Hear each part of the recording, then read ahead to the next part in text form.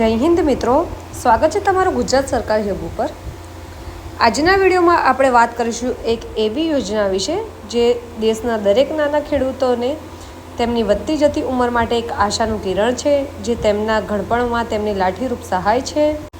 સરકાર હવે ખેતરના વીરોને વૃદ્ધાવસ્થામાં પણ આવકની નિશ્ચિતતા આપવાનો પ્રયાસ કરી રહી છે। આ માટે સરકારે પીએમ કિસાન માનધન યોજના શરૂ કરી છે। આ પીએમ કિસાન માનધન યોજના શું છે તે દરેક માહિતી આપણે આજના આ વિડીયોમાં જોઈશું। પીએમ કિસાન માનધન યોજના એ કેન્દ્ર સરકારની ઐતિહાસિક યોજના છે, જેનો ઉદ્દેશ્ય છે કે નાના સીમાંત ખેડૂતોને વૃદ્ધાવસ્થામાં આરામદાયક જીવન આપવું।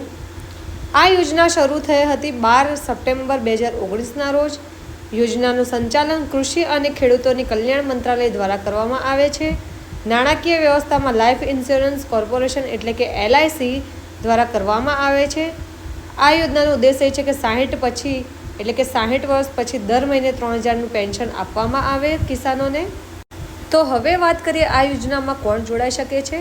તો આ યોજનામાં જોડાવા માટે ખેડૂત મિત્રોની ઉંમર 18 થી 40 વર્ષની હોવી જરૂરી છે। ખેડૂત તરીકે નોંધાયેલા હોવા જરૂરી છે। ખેડૂત મિત્ર પાસે 2 હેક્ટર સુધીની જમીન હોવી જરૂરી છે। 2 હેક્ટરથી વધુ જમીનવાળા વ્યક્તિ આ યોજનામાં જોડાઈ શકતા નથી। કોઈપણ સરકારની પેન્શન સ્કીમમાં જોડાયેલા ન હોવા જોઈએ, તેમજ આધાર કાર્ડ અને બેંક એકાઉન્ટ ફરજિયાત રહેશે। હવે આ પેન્શન યોજના કેવી રીતે કામ કરે છે તે આપણે જાણીશું। તો તમે જો 18 થી 40 વર્ષની ઉંમરમાં PMKMY સ્કીમમાં જોડાશો તો આ તમારી ઉંમર પ્રમાણે નક્કી થયેલ માસિક યોગદાન ભરવું પડશે તમારે। એટલે કે દર મહિને 55 થી 200 રૂપિયા સુધી ઉંમરના આધારે તમે યોગદાન આપવાનું રહેશે। આ પછી 60 વર્ષ પૂર્ણ થવા પર તમને દર મહિને 3000 રૂપિયા પેન્શન આપવામાં આવશે। માળખાકીય રીતે જોઈએ તો 18 વર્ષની ઉંમરે જો તમે 55 રૂપિયાનું યોગદાન એટલે કે રોકાણ કરો છો તો સરકાર તરફથી તમને 55 રૂપિયાનું રોકાણ મળશે। 30 વર્ષની ઉંમરે તમે 100 રૂપિયાનું રોકાણ કરો છો તો સામે સરકાર પણ 100 રૂપિયાનું રોકાણ કરશે। 40 વર્ષની ઉંમરે તમે 200 રૂપિયાનું રોકાણ કરો છો તો સરકાર પણ 200 રૂપિયાનું યોગદાન આપશે। જેમ જેમ તમારી ઉંમર વધતી જશે તેમ તેમ તમારું રોકાણ વધશે અને સરકાર પણ એટલી જ સહાય આપશે, જે તમને તમારા 60 વર્ષ પૂર્ણ થયા બાદ પેન્શન રૂપે તમને 3000 રૂપિયા આપવામાં આવશે દર મહિને। જો કોઈ ખેડૂત મિત્રનું આ યોજનામાં જોડાયા બાદ મૃત્યુ થાય તો આ યોજનાનું રોકાણનો લાભ કઈ રીતે મળશે? તો જે પણ ખેડૂત મિત્ર હશે તેમના પતિ અથવા પત્નીને પેન્શનનો 50% હિસ્સો પારિવારિક પેન્શન તરીકે મળશે।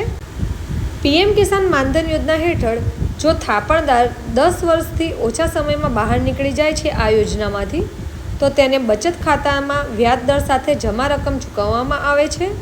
જો થાપણદાર 10 વર્ષથી વધુ સમયગાળા પછી આ સ્કીમમાંથી બહાર નીકળી જાય છે, પરંતુ જો તેણે 60 વર્ષની ઉંમર પૂર્ણ ન કરી હોય તો પેન્શન ફંડમાં જમા વ્યાજ અથવા બચત ખાતામાં વ્યાજ જે વધુ હોય તે ચૂકવવામાં આવે છે। હવે વાત કરીએ કે આ યોજનાનો લાભ કોને નથી મળતો। તો જે ખેડૂતો 2 હેક્ટરથી વધુ જમીન ધરાવે છે, નેશનલ પેન્શન સિસ્ટમમાં ફાળો આપતા ખેડૂતો માટે, જ્યારે ESIC અને EPFOનો લાભ લેનારા ખેડૂતોને તેનો લાભ મળતો નથી। આ યોજનામાં જોડાવા માટે ખેડૂત પાસે આધાર કાર્ડ, બેંક પાસબુક, જમીનનું સાબિતી રેકોર્ડ તેમજ મોબાઈલ નંબર અને જન્મ તારીખ અને એડ્રેસની વિગત હોવી જરૂરી છે। આધાર કાર્ડમાં મોબાઈલ નંબર લિંક હોવો જરૂરી છે તેમજ KYC ફરજિયાત રહેશે। આ અરજી કરવા માટે તમારે તમારા નજીકના CSC એટલે કોમન સર્વિસ સેન્ટર પર જઈને અરજી કરવાની રહેશે। ત્યાં તમારે ફોર્મ ભરીને આધાર પ્રમાણિત કરીને ઓટો ડેબિટની મંજૂરી આપવી પડશે। સફળ નોંધણી બાદ તમારું પેન્શન ખાતું શરૂ થઈ જશે।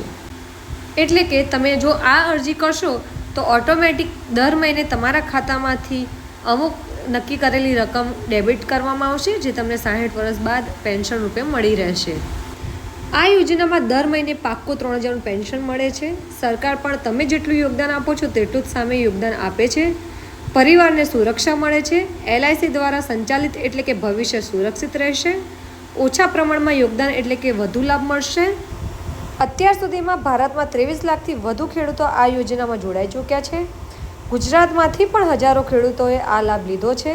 પીએમ કિસાન યોજનાના લાભાર્થીઓ પણ આ યોજનામાં જોડાઈ શકે છે। તો મિત્રો, જો તમે ખેડૂત છો કે તમારા ઘરમાં કોઈ ખેડૂત છે તો આજે જ તેમને આ માહિતી શેર કરો નાની ઉંમરે જ આયોજન કરશો તો વૃદ્ધાવસ્થામાં તમારું જીવન બનશે નિર્ભય અને આત્મનિર્ભર. આથી દરેક ખેડૂત મિત્ર સુધી મારો આ વિડીયો જરૂરથી શેર કરજો. ચેનલ ઉપર નવા આવ્યા છો તો ચેનલને જરૂરથી સબસ્ક્રાઈબ કરજો. તેમજ માહિતી પસંદ આવી હોય તો વિડીયોને જરૂરથી લાઇક કરજો, જેથી આવી અવનવી ગુજરાત ગવર્મેન્ટની માહિતી તેમજ ભરતીની જાણકારી ગુજરાત સરકારી હબ તમારા સુધી પહોંચાડી શકે.